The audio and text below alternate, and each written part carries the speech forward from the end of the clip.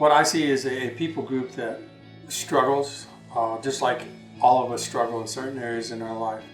And in each of those situations, really, the Lord is the answer. And unfortunately, for many villages in Alaska, there's nobody there to share with them the truth. And so what we need is people who are called of the Lord and committed to the task to go and to proclaim the truth, to share the gospel with those that need it. Sharing of the word is just simply relational, lifting up Christ, showing them that He's the answer, He's their need, and He's the one that we want to see people come to know and worship. Based my whole life, 27 years, on this little pouch that was hanging there, and doing these rituals. There was nothing in there about love. There was nothing in there about being set free. Nothing in there about my soul will be looked after. Nothing. That wasn't mentioned. Even though we're very remote, that's kind of a double-edged sword, because there's the other side of it is we are remote, and that's a beautiful thing. On the other hand, to where we can get out and we can enjoy God's creation. We can go 5 miles out and we don't hear traffic in the distance. In the winter, transportation is snow-go, and also people use dog sled to get around. And it seems like it's been used for ministry as well, to be able to get into the community, and also just working with kids and drawing them into the sport has been really helpful as well.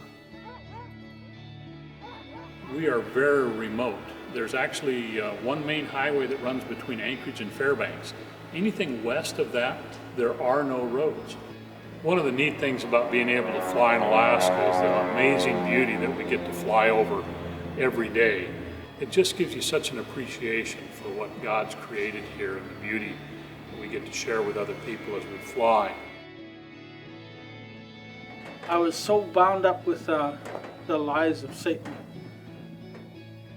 I wasn't told I was loved. I wasn't told I was forgiven. I thought Jesus Christ wasn't for me, I was lied to. It was a big lie. The reason I'm passionate about raising up the next generation of disciple makers is the Lord says in His Word that the harvest truly is plentiful, but the labors are few.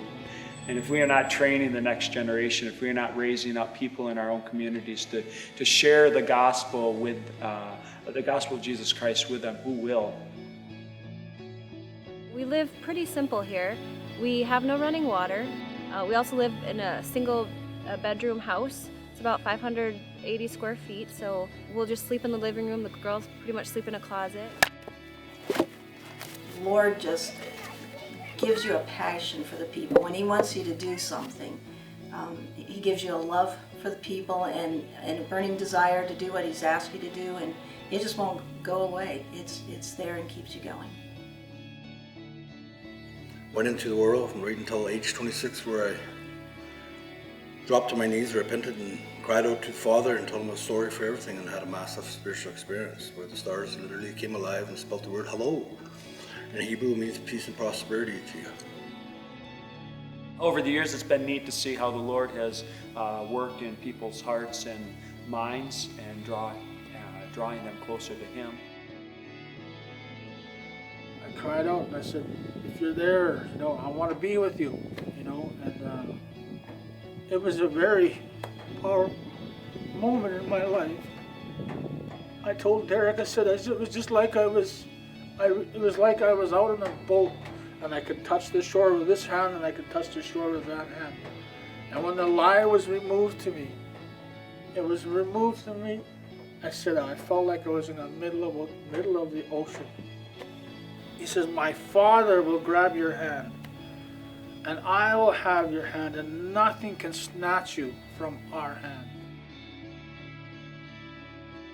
In our years of living in the village, we had villagers from the other villages around us that came in and asked that we could find someone to come be missionaries in their village. There's a great need yet, and many of the villages around just want someone to come and teach them the Bible and teach them of Christ.